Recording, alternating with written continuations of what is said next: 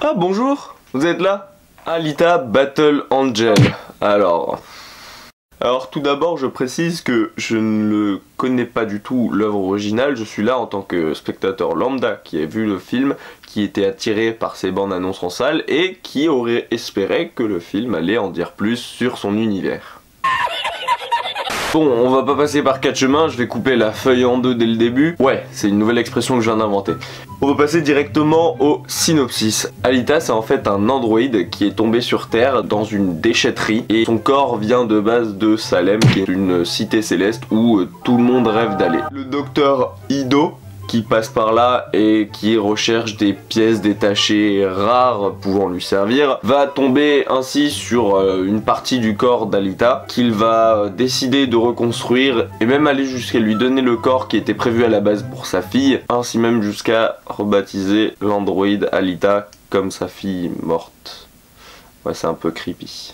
Voilà, Alita se réveille amnésique, elle descend pour la première fois dans la rue au bout de 2 jours, elle tombe amoureuse d'un humain, le premier qu'elle croise dans cette rue. D'ailleurs, il faudra qu'on m'explique comment tous les protagonistes arrivent à chaque fois à se retrouver au même moment, au même endroit dans une ville qui est quand même pas si petite que ça et qui n'a quand même pas que 6 habitants. Elle essaye de comprendre qui elle est et elle devient championne du monde du sport national qui est le motorball. Ouais, non mais j'accélère parce que le film il fait comme ça aussi tout le long. Pour vous expliquer, ça c'était le synopsis de base, ce qui aurait dû se passer en bien. En vrai, c'est un film de 2h20. D'ailleurs je baille parce que le film est long, le film essaye trop de mettre du lore, d'implanter du lore dedans, de l'œuvre originale. Alors je veux pas, hein, c'est bien, c'est une bonne idée, mais bon, faire un film de 2h20 dans lequel t'essayes de tout bourrer, de tout mettre, alors qu'en plus à la fin du film t'annonces qu'il y en aura un deuxième. No God. Et ben... non. Tu dis dès le départ on va séparer le film en 2 parties, et puis voilà. Tu fais pas genre... tu vas essayer de tout mettre dans un premier et en plus c'est même pas fini. Parce que moi franchement j'ai vu le premier, le deuxième, alors déjà je pense qu'il sortira jamais. Mais s'il sort un jour, ça me donne même pas envie d'aller voir la suite. Comme je disais, le film bourre tout, ce qui fait qu'en fait... il y a 3000 sous-intrigues en même temps. Par exemple, je pense que la rencontre qu'elle fait avec Hugo, oui je dis Hugo parce que dans le film, avec la VF c'est Hugo. Moi j'avais appris que c'était Hugo, mais bon. D'ailleurs, on en reparlera de la VF. On dirait qu'il a pas le temps, du coup il accélère tout. Je suppose qu'au départ c'était pas prévu comme ça, ou en tout cas dans l'œuvre originale c'est peut-être pas comme ça. Mais on dirait que tous les événements qu'elle fait, ou toutes les choses qui arrivent vachement vite. En 3 jours, elle était amnésique, elle devient championne du monde du sport. Elle est amoureuse d'un mec parce qu'elle l'a croisé 2 minutes. Elle veut se rebeller parce qu'elle a appris 2 secondes sur qui elle était à l'époque. En un si petit espace de temps, c'est quand même un peu beaucoup.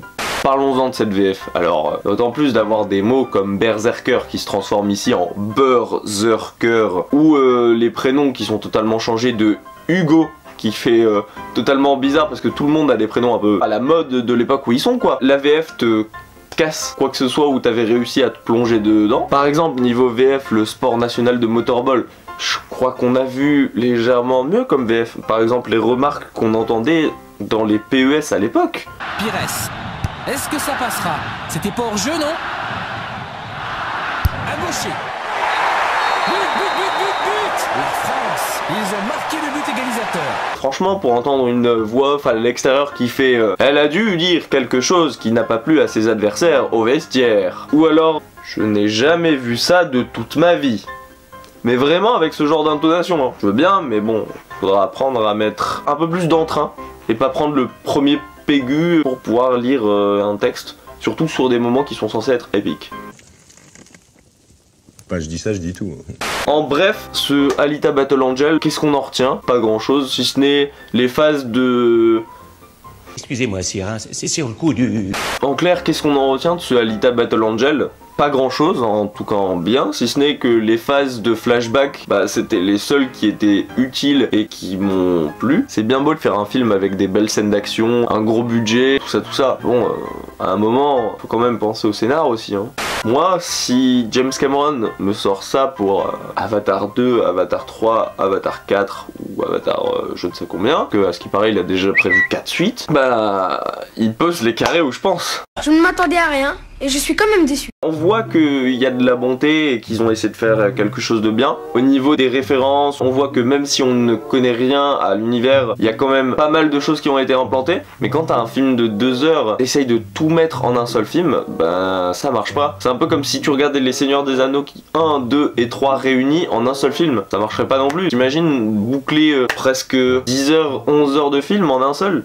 Je ne saurais que dire, que ce soit entre trop d'histoires qui se déroulent à la fois, une VF pitoyable qui te sort complètement du film à tout moment, un scénario qui était de base assez simple mais qui avec tout le reste devient un bordel sans nom, qui ne t'intéresse même plus à la fin hein, parce que tu commences à juste te demander à quel moment le film se terminera. Tout ce qu'on pourra ne pas lui reprocher, c'est d'avoir voulu faire une bonne adaptation mais de ne pas y être arrivé. En bref, c'est un film qui avait un potentiel mais qui n'a pas su en tirer parti. Ça sera pour moi un 4 sur 10. Et voilà, c'était Adrien pour Castle Jaws pour le film Alita Battle Angel. Et comme diraient les commentateurs audio de ce film, oh là là, il s'en va par la porte de sortie.